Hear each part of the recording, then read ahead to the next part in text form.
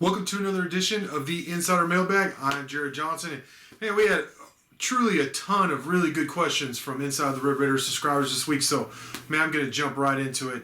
All right, the first one comes from, it's actually from two different posters asking similar questions. RawlsLandman and Techson both had questions surrounding Kirby Hocutt's, let's just say, bizarre press conference on Monday. I wrote a column about it. Talked about it on the radio on Friday on the Rockin' Pregame on 101.1 FM, The Beard, here locally in Lubbock. It was awkward. These questions are, is Kirby on the hot seat?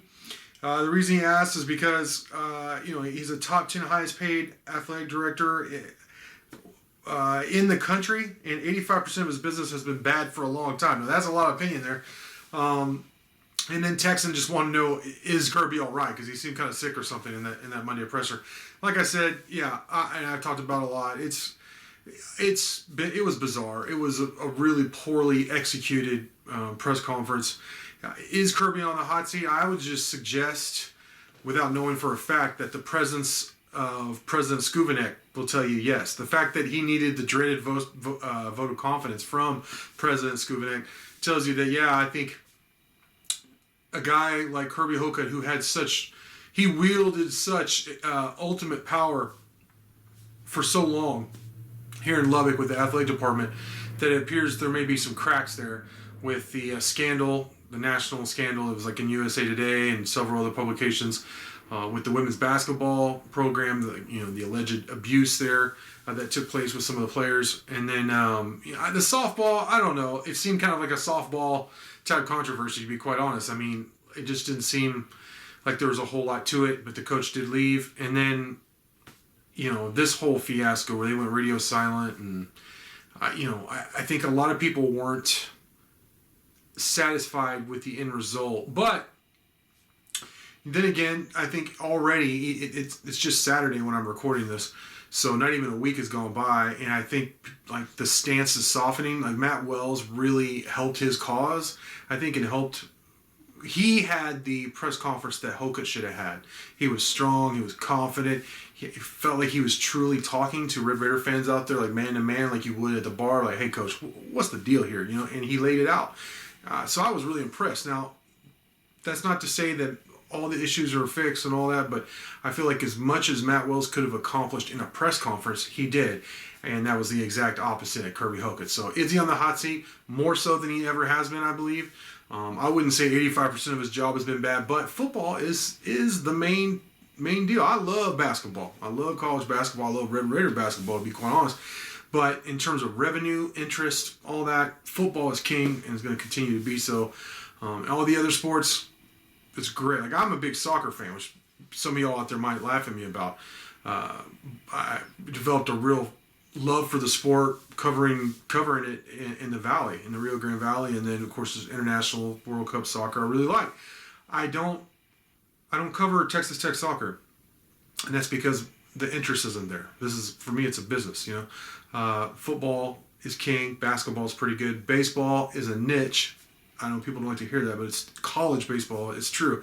Track and everything else, while that's great, all the success they're having, it's not a college spectator sport. So, Kirby has failed with the Red Raider football. There's no other way around it. It's been a complete failure under Kirby Hocutt, and that's hard to imagine him surviving too much longer, coupled with the other controversies. So, we'll have to see. I think his fate may be tied to Matt Wells's, and we'll have to see if Kirby sticks around long enough for anybody to make that kind of decision. But I do think he has quite a powerful ally, obviously, with President Skuvanek. All right, fromcentex wants me to give him a reason to be happy as a Red Raider fan. He says I could even lie if needed, just pep y'all up. Well, okay, I'll give you a couple reasons. It's winter now, which means spring is around the corner. Tech baseball is going to be good. They're going to win a lot of games. Now, I know Tech basketball isn't quite off to the start that I think we all hoped and imagined, but they're still a very good program, and I still expect them to go to the tournament, and that's exciting. Tech football, look, if you look just at to me, I call it old school high school high school football rankings, then the recruiting rankings, then Tech's recruiting class is not good at all. It's an F, all right? But if you look at it really in more of a modern view like I have right now with it, first off, the average rating per recruit with those 10 guys is great. You got guys at, like, Cameron Valdez is not the typical running back you get. I mean, he's like top 5 running back in Texas. Tech doesn't get that. Not since the days of Spike Dykes, to be quite honest, in the 90s when you did get some awesome running backs back then, obviously. You may have signed the quarterback of the future, lead you to your program into the future. And then, look, the way they've done with transfers, the seniors they have coming back, Colin Schooler's coming back, Rico Jeffers is coming back, Eric Monroe's coming back. I believe Jacob Morgenstern's coming back. It's all but been confirmed. He hasn't confirmed it, so neither has Tech publicly. So that's why I haven't said that. But, I mean, pretty much. I mean, DeMarcus Fields, one of your best players, is coming back. Travis Coates is coming back, which is, at least that's, some experience. All those seniors are choosing to come back. That's a big deal to help you next season.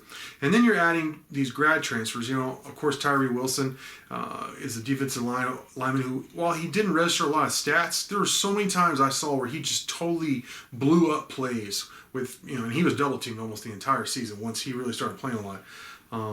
Him and Tony Bradford and Jalen Hutchins, that's a really solid grouping there, Plus, you're bringing in some high school guys like Duda Banks, Amarian Banks there out of Wichita Falls that you normally don't get. You're getting the tight end guys, the beast stud kind of guys that you see like Iowa State or Kansas State utilize, with guys that are 6'8", 6'7", 6'8". They're going to be like 250 by the time they play.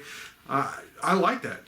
The grad transfers, the way that the transfer market, the way that this program is attacking that is really impressive. Of course, Malik Dunlap, the NC State transfer who just committed, 6'4", 220-pound defensive back. 3 years experience, started 10 games for NC State, put up some good stats. I mean, and they're in on several other guys. I think you'll see the dominoes fall here relatively soon. So if you look at this class from a modern standpoint, and oh, by the way, Tyree Wilson and Schooler both count towards scholarships.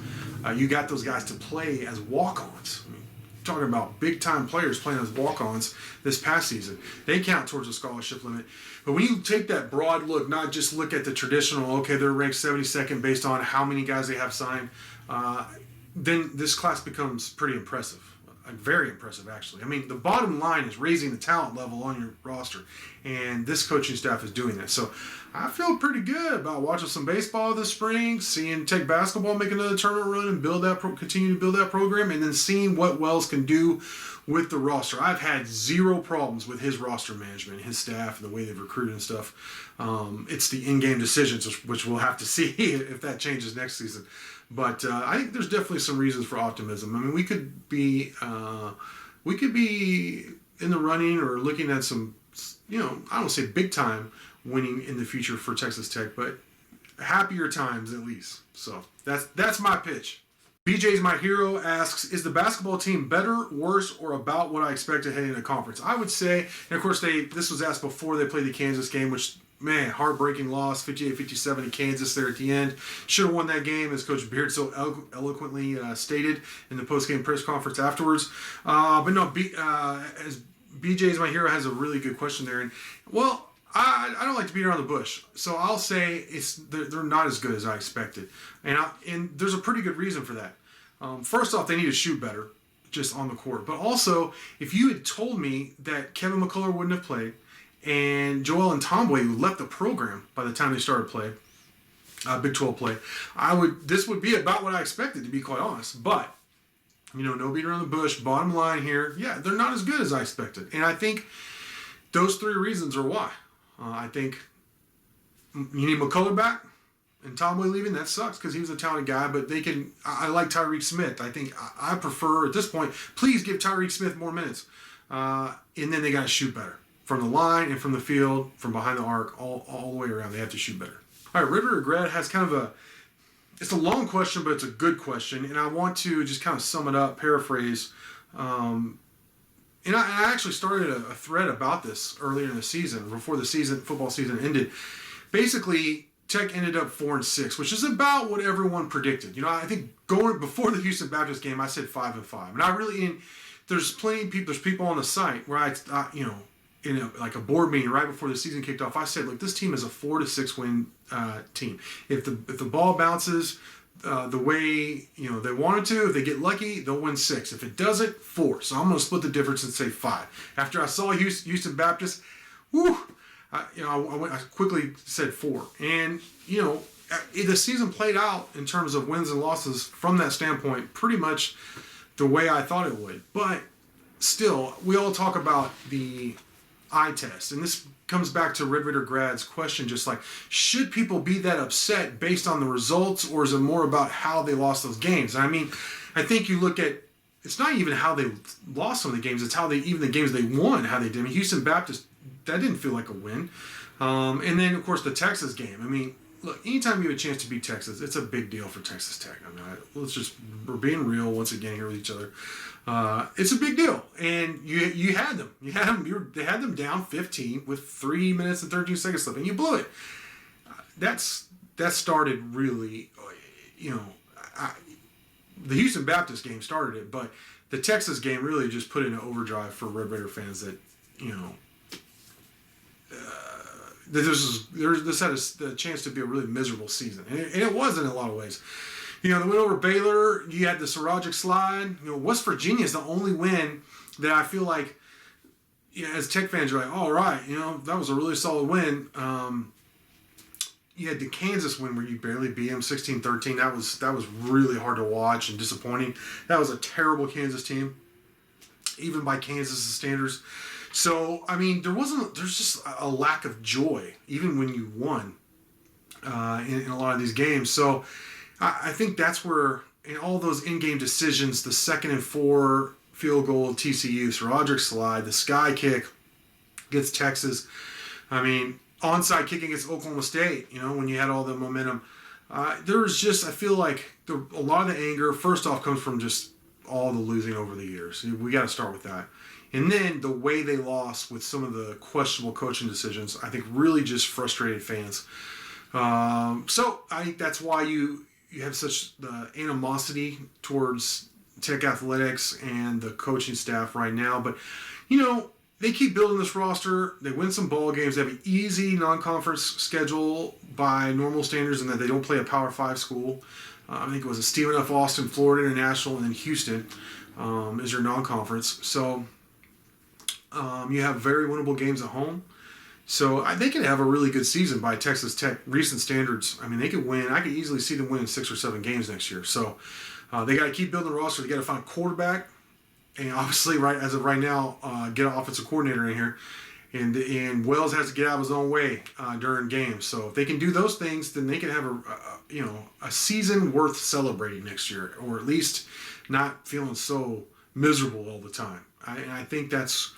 I hope that answered your question, RedRaiderGrad, but I think that's kind of the feeling in terms of what I hear from Texas Tech fans. Lance4523 wants to know if there's been any word on McCullers' foot and timetable for his return. He said Kansas game will be nice, and of course, this was asked before the Kansas game that was played on Thursday.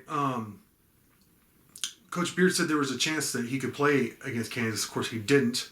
So maybe Oklahoma and Norman on Tuesday.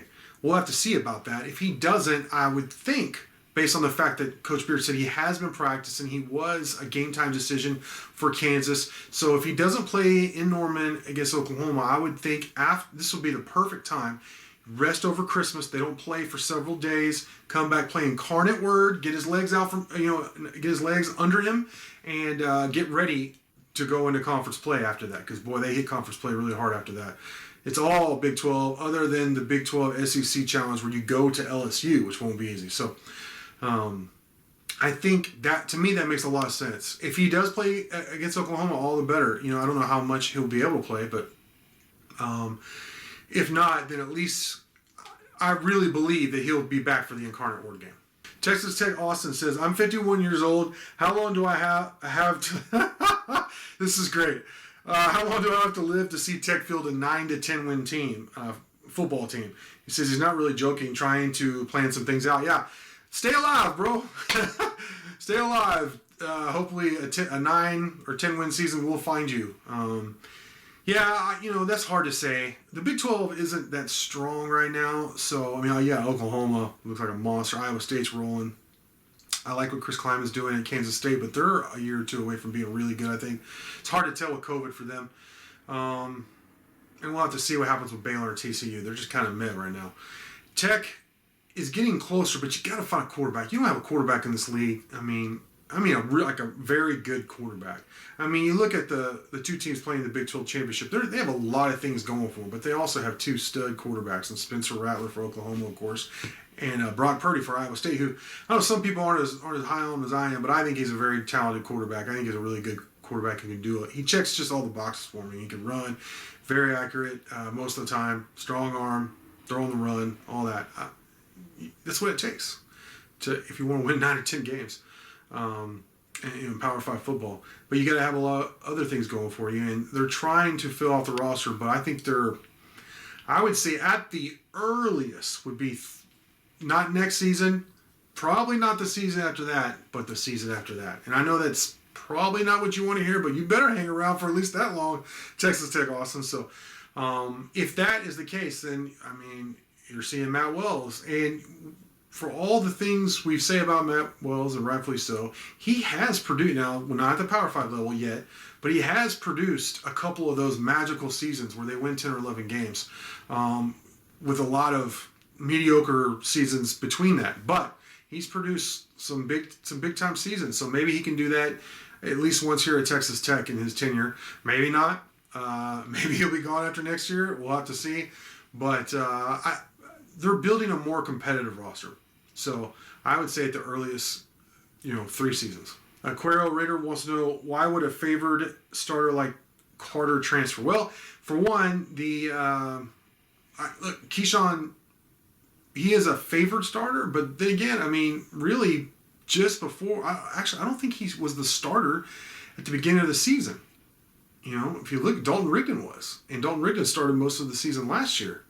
Now, Keyshawn was playing outside, but I don't want to speak for Keyshawn Carter. I'll just say this. I've heard from a very good source that he just felt like he wasn't being utilized properly, and he felt like there would be enough interest for him at other Power 5 schools to go elsewhere and ultimately get to the NFL, be utilized more and get to the NFL. Now, I think he would have been this year had he not gotten hurt, but he did, and this is where we are. So, it's disappointing, but on the other hand, I mean, Tech will find other inside receivers. I just feel like receivers, not when they leave, you don't want a guy like Keyshawn Carter to leave, but you can replace that production. It may not be quite as good, but Texas Tech doesn't have a problem finding receivers. All right, with that, that's going to do it for this edition of the Insider Mailbag. I really appreciate all those questions. Thank you for watching, and until next time.